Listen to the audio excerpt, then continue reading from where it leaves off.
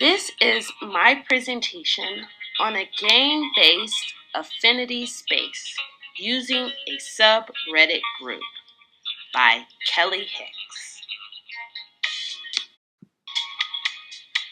According to G and Hayes, games are fundamentally problem-solving spaces that are meant to engage players. But in my AffinitySpace, games were problem-solving spaces meant to engage designers.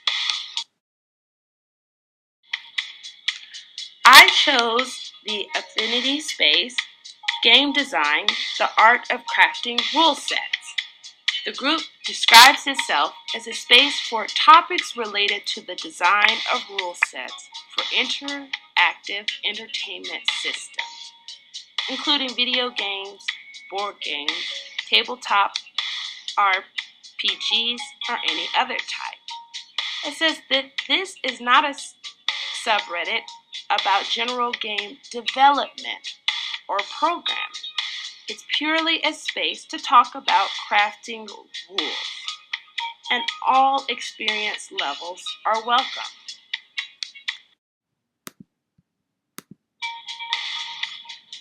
This AffinitySpace definitely represented what G and Hayes explained as both engagement with the game and learning are enhanced by building social engagement with a game and communities organized around an interest.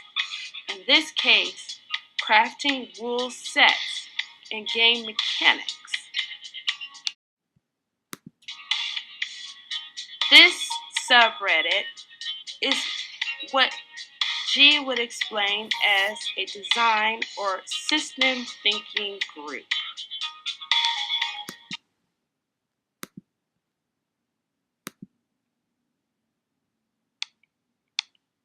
That I want to discuss and how good games create deep understanding is a principle I will call system thinking.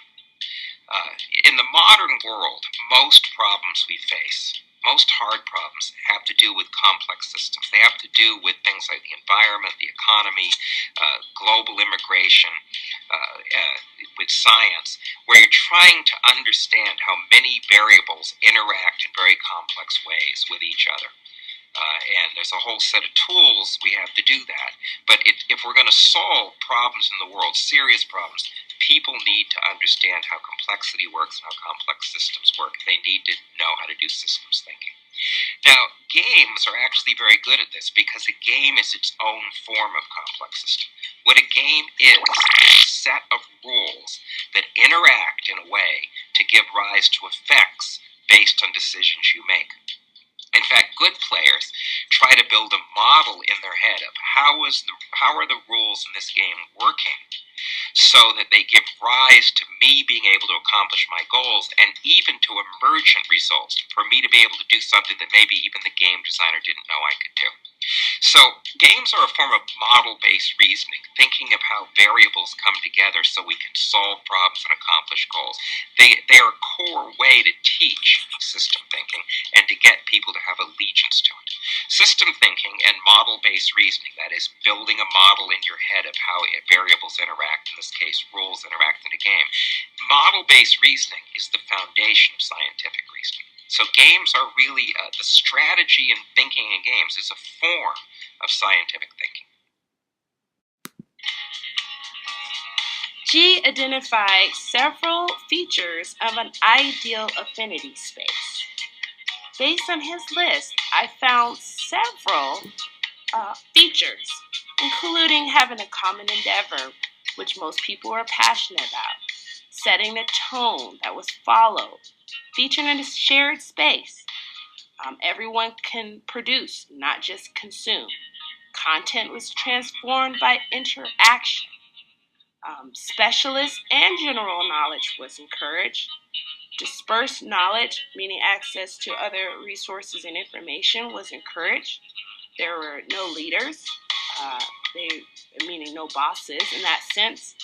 Roles were reciprocal, and participants engaged in collective problem solving. Here I pointed out some of the features, such as number one, having a topic that everyone is passionate about, game design and rule sets. Number two, the posting of the rules show what tone is expected from this group.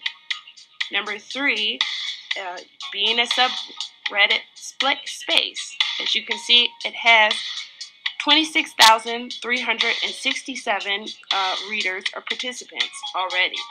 And number four, being able to input links or to add a post, showing that you're encouraged to participate. And number seven, which shows dispersed knowledge with a wiki page that offers more videos, books, and information about actually crafting rules. For this presentation, I will focus on three of the features, including content is transformed by interaction, roles are reciprocal, and participants engage in collective problem solving.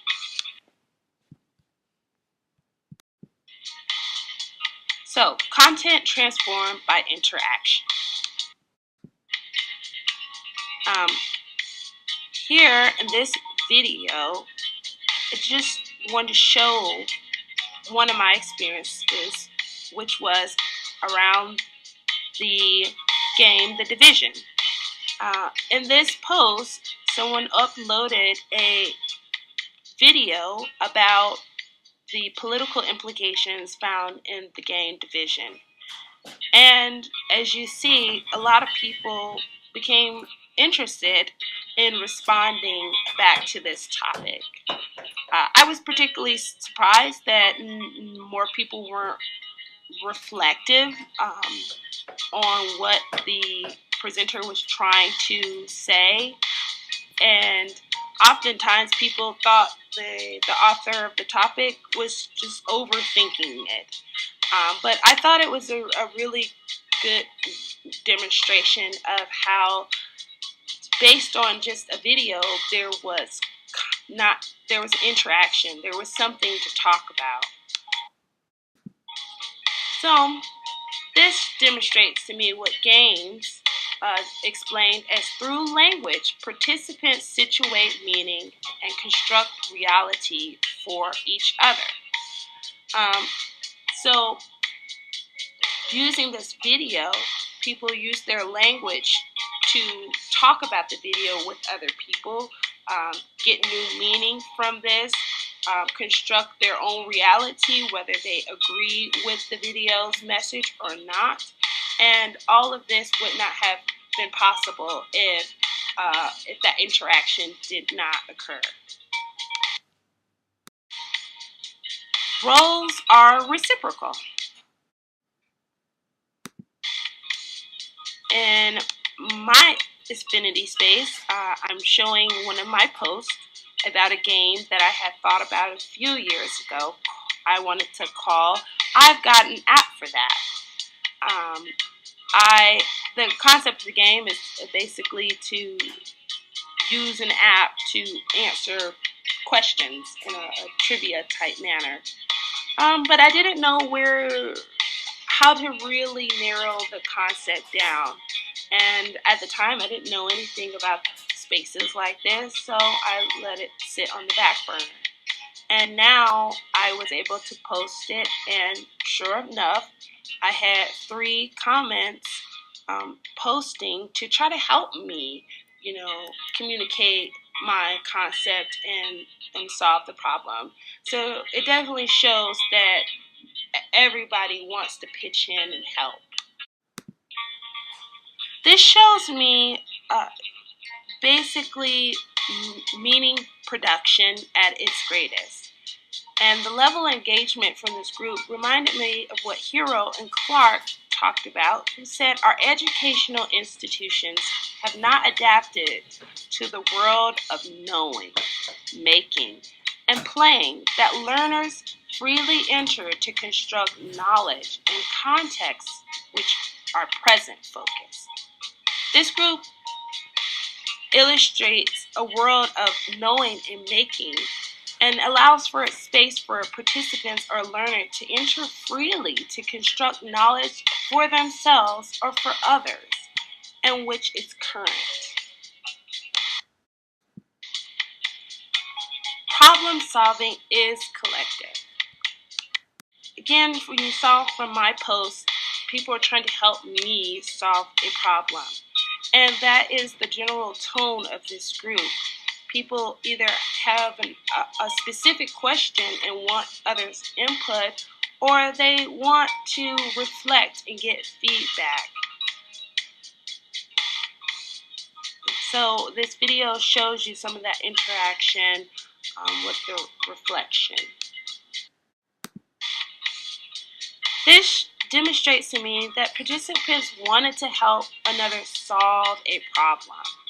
It best illustrates with Salen, who quotes I am Bogos, who says focusing on video games are as context for the circulation, interpretation, and deployment of meaning, the concept of procedural rhetoric. Basically, it shows to me that, like the image, we're not in the 1950s anymore where we have to sit and solve problems by ourselves, that we have a whole community and access to people who want to pitch in, who want to help, purely because of their intrinsic motivation with the topic. I was demonstrated through situational relevance. It is relevant, and so therefore they want to help.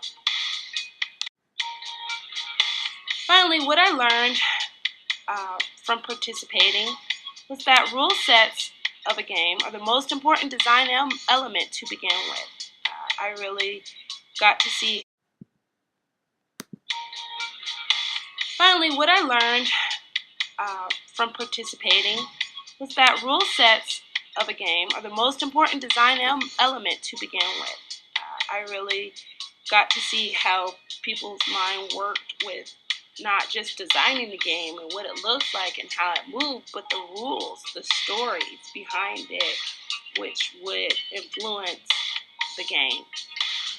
Based on some of the posts that I read, I learned that political implications are important when designing a game, which was illustrated through the topic on the game, The Division.